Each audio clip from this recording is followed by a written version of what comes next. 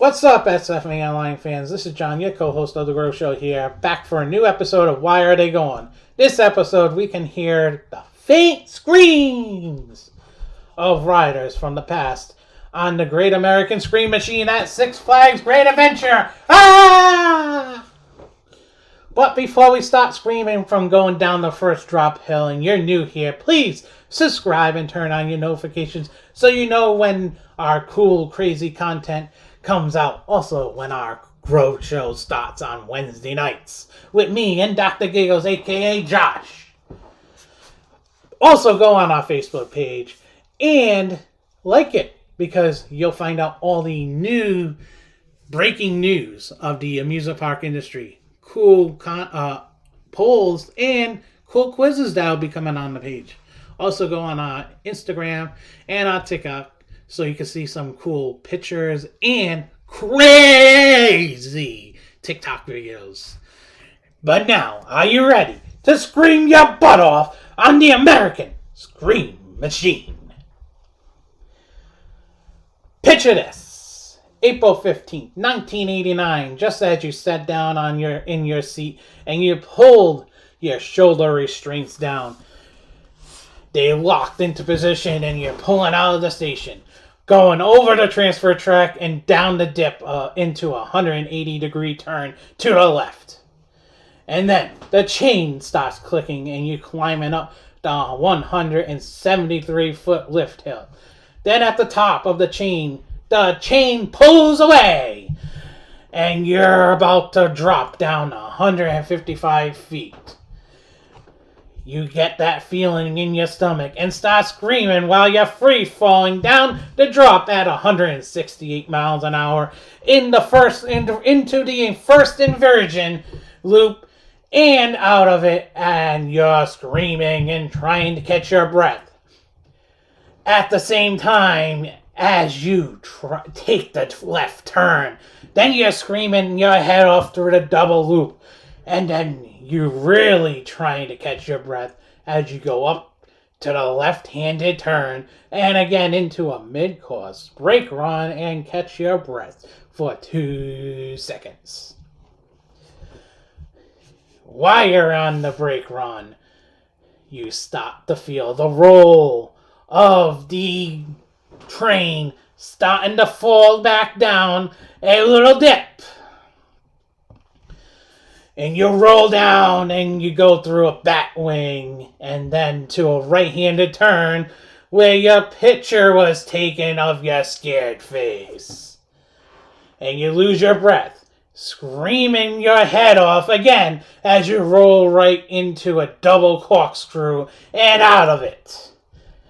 You take a 180-degree turn to the left and into the final brake run. That's where your body just trembles, and then you're finally catching your bearings and your breath as you're pulling into the station and your restraints are released and you get up and go, hell yeah, I love that ride. That's what Great Adventure wanted for their park. Yes, when they decided to start planning this coaster in 1987. After Shockwave was built and opened in Six Flags Great America. The park wanted to go bigger and wanted to break records with this coaster. They contacted and contracted the famed Aerodynamics to construct a record-setting tallest, fastest, and the most inversions roller coaster in the world. The coaster would take the record from Shockwave as the world's tallest, fastest coaster. Being the same design as Shockwave but being built with a few feet taller, the coaster improved also on the Shockwave design with the configuration of the track in and out of the third vertical loop. That was very changed from what Shockwave had.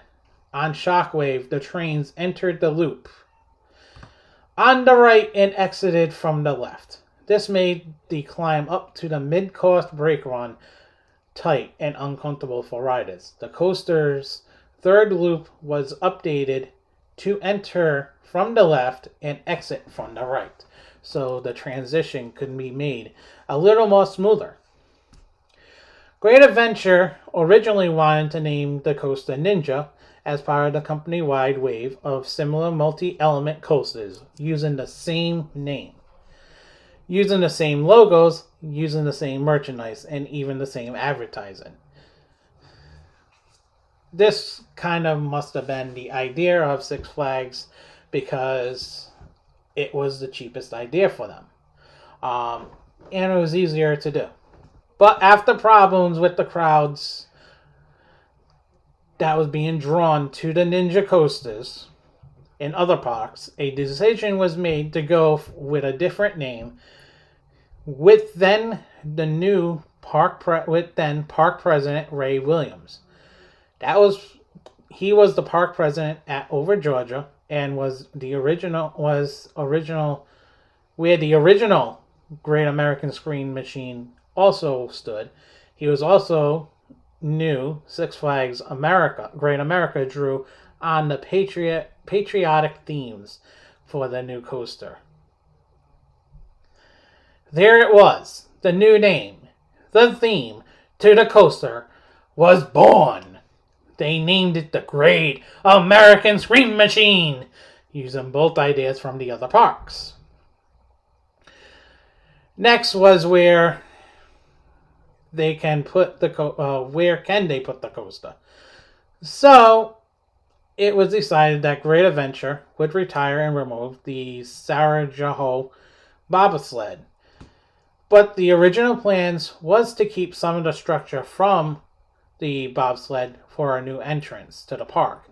But that idea was scrapped because too much of the structure was taken down to make way for the construction of Great American Scream Machine. Fall turned into winter, winter turned into colder and snowier weather. Vertical construction was going on, but there was delays because of the cold and the snowy weather. This was the cause that made it difficult to open up this coaster on opening day at Great Adventure. But then finally, after the park opened, the Great American Scream Machine was ready. On April 14th, there was a media day and finally opening day for the coaster to the general public to scream their heads off on this Arrow creation. Shortly after the first season concluded, the top of the vertical loops were removed and replaced with strength bracing, and a trim brake was installed after the first loop. The American Scream Machine was a hit with the parkgoers, as the ride received high praises from riders. But the record of the tallest looping coaster, the Great American Scream Machine, was broken a month later when Cedar Fair opened Magnum XL 200. And then another record that was held by the coaster was broken a year later when the Scream Machine held the title of world's tallest, fastest looping coaster until April of 1990 when Viper opened at Six Flags Magic Mountain. Through the years, after the ride got a bad rap for typical roughness of a true Arrow coaster. Plenty of coaster enthusiasts complained, and the public also complained, from bad headbanging causing vertigo to ruptured eardrums. The Great American Scream Machine became a true Arrow torture machine now. Around 2008-2009, the rumors started that the park was thinking about closing the ride altogether. But they were true. Sorry. Let me start that over. Around 2008, 2009, the rumor started that the park was thinking about closing the coaster. But then rumors really started to get louder in 2010, as they were true. The park announced on their Facebook page on July 5th of 2010 in a post, Great American Screen Machine would close on July 18th of 2010. The demolition of Great American Screen Machine started later that month and went through the whole entire 2010 season and afterwards to make way for the Green Lantern coaster that stands in the position that it is in now. So in conclusion, why is the Great American Screen Machine gone? In my opinion,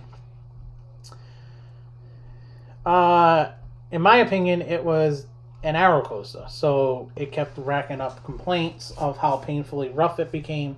Also because Arrow dynamics went belly up and was hard to get parts for this coaster as well. That could be the one other reason. And then there was also another reason that I was thinking of, which was also Six Flags wanted to move a coaster from one park to another as part of the ride rotation program that was going on at that time, and they added it to Great Adventure because it was the number 2 park in the company. But that's my conclusion. So if you like this video, please like it. If you don't, don't. Also, if you have other rides in parks that you want to know why are they gone, comment below. Also, if you have any